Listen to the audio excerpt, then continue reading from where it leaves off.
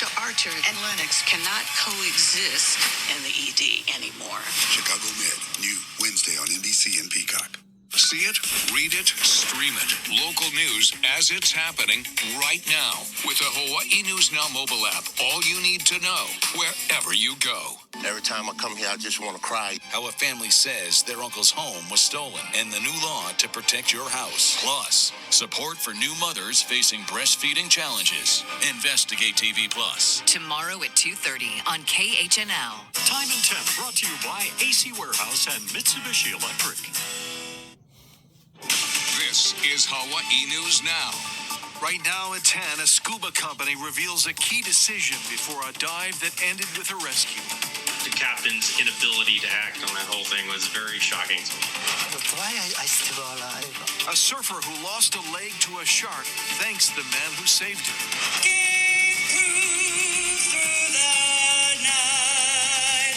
Hawaii honors veterans with public ceremonies and private remembrances. When Daddy was shot down, we were told not to give up hope. After decades of pain, a family of a lost service member finds closure in Hawaii. Hold on and get ready for blustery trade winds. We will be seeing winds quite strong the next couple of days, plus a new swell is on the way. This is Hawaii News Now at 10. All new tonight, a Kailua-based dive company with hundreds of five-star reviews is vowing to improve safety after a group of divers got swept away from their tour boat. Our Eddie Dowd is here with new insight from a former employee. It's this video of 5 scuba divers in distress off Hawaii Kai Wednesday that has Aaron's Dive Shop reviewing its protocols. The company tells us the trouble began with a last-minute change in the dive site made by the captain and dive leader. I was shocked, honestly. Aaron Nichols worked for the company for 2 years leading dives in the same area. He believes Wednesday's group switched to the more difficult one. It's a shallow dive, 30 to 40 feet, and you would just go around there, go to this little Buddha statue and come back. And the other one is roughly 90 feet. So if you're not as proficient, they don't generally take you out there. At least when I was working there, it can get really currenty. It was very evident. The group was adrift for 2 hours before a passing sailboat called the Coast Guard for help. On Monday, the Coast Guard confirms Aaron's Dive Shop only reported the incident after the sailboat put the call out on the emergency channel. Federal law requires that when someone goes missing, an operator needs to notify the nearest authorities without delay. This boat captain at Kewalo Basin says it's sometimes a difficult call when divers are involved. I don't have the details, but that captain may not have known, how long those people were under the water. You want to make sure you have an emergency. The Coast Guard has a lot of resources, and, if they start that process, it is a big deal, and you want to make sure you have a real problem on you. Scuba dive operators we talked to here at Kewalo Basin Harbor did not want to go on camera, but one thing they told us is they run into people who have their scuba certification but are rusty and not really prepared to go out in the water. In Hawaii, those certifications do not expire. But scuba operators tell us they screen people by asking them how long it's been since their last dive, among other questions.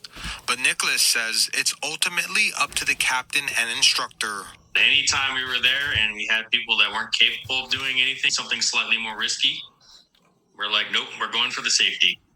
Aaron's Diving Shop says it's working with its dive and boat staff to prevent similar incidents in the future, and it's working with its certifying agency to improve its protocols and training. This is not a defining moment. This is a learning moment for this company. And that was Eddie Dowd reporting tonight. A snorkeler is in critical condition after large waves separated him from his group at the Three Table surf spot on Oahu's North Shore. The 29-year-old was pulled from the water at about 4:30 this afternoon. 2 other snorkelers were also rescued. Hawaii County Police believe the driver of a Jeep who caused a deadly head-on crash may have been using drugs. The 39-year-old woman crossed the center line on Highway 11 Saturday. She was airlifted to Oahu for treatment. The 2 people she crashed into, a 54-year-old man and 48-year-old woman, died at a hospital. Also on the Big Island, 79-year-old George Coit died after he was hit by a van in a driveway on Maiko Street in Pahoa yesterday. Police say the 50-year-old driver was not hurt, and they do not believe drugs or alcohol were factors. Back on Oahu, police have identified 26-year-old Valentin Bigornia Jr. as the man accused of attacking his father with a knife in Pearl City last night. EMS treated a 61-year-old for multiple lacerations and serious injuries at the Century Park Plaza on Kamehameha Highway. Bigornia remains in custody, but has not been charged.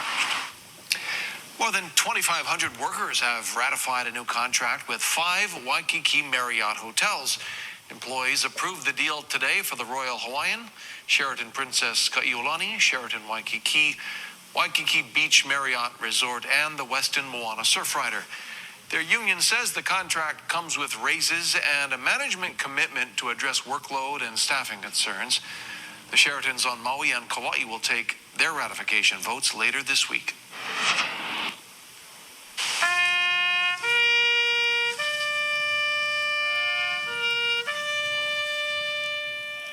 It's been a day of somber reflection across the islands. On this Veterans Day at Punch Bowl this morning, dignitaries gathered with veterans and their families. The program included a rifle salute, wreath presentations, and a flyover. To every veteran here today, and to those who couldn't be with us, mahalo, mahalo nui. Your sacrifices have shaped the strengths and resilience of our nation and community. And more than 36 retired veterans were honored at Maunalani Nursing and Rehabilitation Center in Kaimuki today. They served across all branches of the U.S. military and in the Korean War, Vietnam War, and World War II.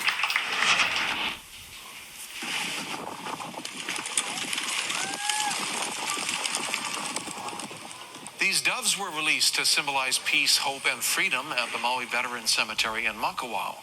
Military members also placed flowers at the memorial to honor those who served. A Wailuku Maui surfer who lost part of his leg in a shark attack 10 days ago says he can't wait to get back in the water. Our Chelsea Davis has his story. Kenji Nonaka is looking at life a little differently these days. Just over a week ago, he was doing what he loves, surfing Dawn Patrol with his friends at a spot known as Sand Piles at Wai'ehu Beach Park. Then suddenly, I sit in the surfboard, then I wait in the wave. Oh, but that time suddenly shark bite me. Oh, then he shake me. Then maybe, I don't know, not sure, but a couple seconds later, maybe 20 to 30 seconds later, my leg gone. Oh, then I screaming. There was a different yell. And then I see him, splashing around. All of a sudden, I see the water turn red. the 61-year-old was able to catch a wave back to shore. Then his friends used a surfboard leash to tie a tourniquet around his leg to stop the bleeding. That's the only thing we had. So we just were able to do that. Yeah, I don't know, it's just instinct, I guess. That's why I still alive. I'm lucky. Yeah, I'm grateful. Because my friend big helped me. Kenji lost most of his right leg from the knee down. After surgery, he's working hard to get better. This is him walking just 3 days later. And this is him today doing dips on his walker. He says he can't wait to be back on his board. When do you think you'll be back in the water? Tomorrow. Did that joke, but hopefully a couple more months. Kenji's friends made a GoFundMe page for him to help with his recovery so he can get back in the lineup soon. He's almost to his goal. He and his loved ones are grateful. I'm so thankful to everyone, his friend and all of the support. He thinking of him and support everything. That all of the people. Oh my gosh! I just so thank you. But then, I cry, but still, I cry, but, I gotta go. I make a while, then yeah, one day one step. Sometimes if can, one day two step. If you want to help support Kenji, we posted his fundraising link on HawaiiNewsNow.com. Chelsea Davis, Hawaii News Now. Ahead tonight, the president-elect starts making cabinet picks, among them a former challenger who once called him a con artist. There are significant implications for the Hawaii economy. A leading economist explains the ripple effects of Trump's expected policy changes. And a clash over ancient remains on Kauai leads to talk of new rules for cesspools. As we head to the break, our guessing game, where is this? It's the first time we're seeing the photo. We'll all play along and see if we get the right answer ahead in this newscast. Hawaii News Now podcasts, your source on the go. Join us at our open house on Sunday, November 17th, 2 p.m. at St. Louis School's Mamiya Theater. In 2023, we celebrated multiple victories in robotics, basketball, track and field, and volleyball. Join our legacy of achievement and let your child be a part of Hawaii's history by becoming a St. Louis gentleman. Visit us on November 17th, St. Louis School, where dreams begin. Royal Hawaiian Heritage Jewelry. We treat you like family. What more can? Oh, I like. Add to your collection, Mom. We can. Custom Hawaiian jewelry for all occasions. I don't know, Grandpa, can? Yes, can. That looks good. Only graduate once. This is it. No can. You better can. And birthday can and Valentine's can. Grab the kuipo, that can. For over 50 years, tradition lives on. And on, and on, and on, and on, and on.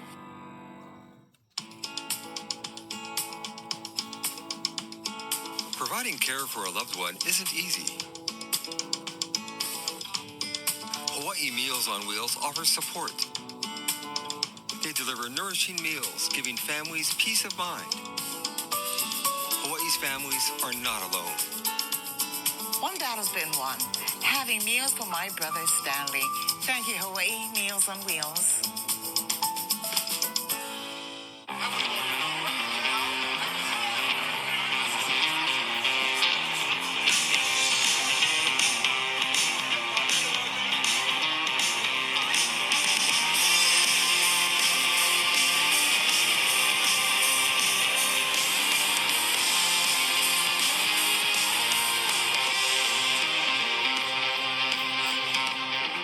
Text 808. Order your complete take-home Thanksgiving dinner now.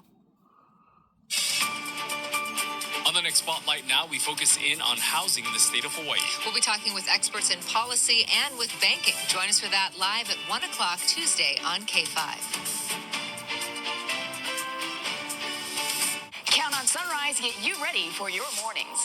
We'll report breaking news that'll change your daily commute. Help you navigate the roads with First Alert traffic. And plan for the week with First Alert weather. Get ready with Sunrise every morning only on Hawaii News Now.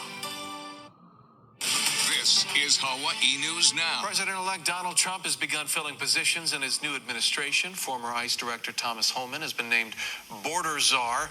Will be in charge of the planned mass deportation of undocumented immigrants. Stephen Miller, a vocal advocate for strong immigration policies, will be Deputy Chief of Staff for Policy. New York Congresswoman Elise Stefanik, a staunch Trump ally, will serve as U.S. ambassador to the UN. And reports say Trump also selected U.S. Senator Marco Rubio to be his Secretary of State. The Florida-born politician would be the first Latino to serve as America's top diplomat. Rubio recently said Ukraine needs to seek a negotiated settlement with Russia rather than focus on regaining its territory. He also ran against Trump in 2016 and called him a con artist. A UH professor of economics is predicting that key Hawaii industries will suffer under the second presidency of Donald Trump. The director of the UH Economic Research Organization says the key drivers are Trump's plan to lower taxes, increase tariffs on foreign goods, and reduce immigration. Carl Bonham says inflation has been cooling off, but Trump's policies will actually reverse that trend and keep prices higher. The higher inflation and the slowing down on interest rate cuts will have a direct impact on Hawaii.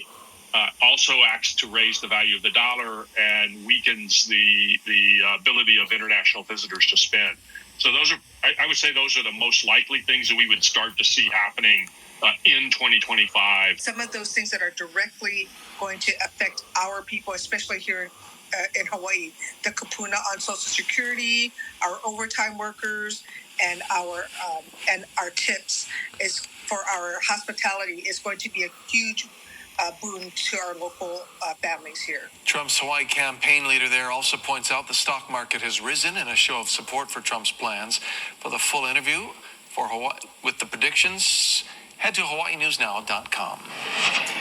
The discovery of ancestral remains during a septic system project on Kauai's North Shore is highlighting the challenge of converting cesspools statewide. At least 8 iwi kupuna were discovered at a property in Wainiha during mandatory conversions of cesspools at the Hale Makai cottages. State law requires all 83,000 cesspools to eventually be converted to septic systems or connected to a sewer line, because those cesspools leak raw sewage into the environment. But those conversions are very costly. The House Speaker owns a cesspool herself. So this is sort of a clash of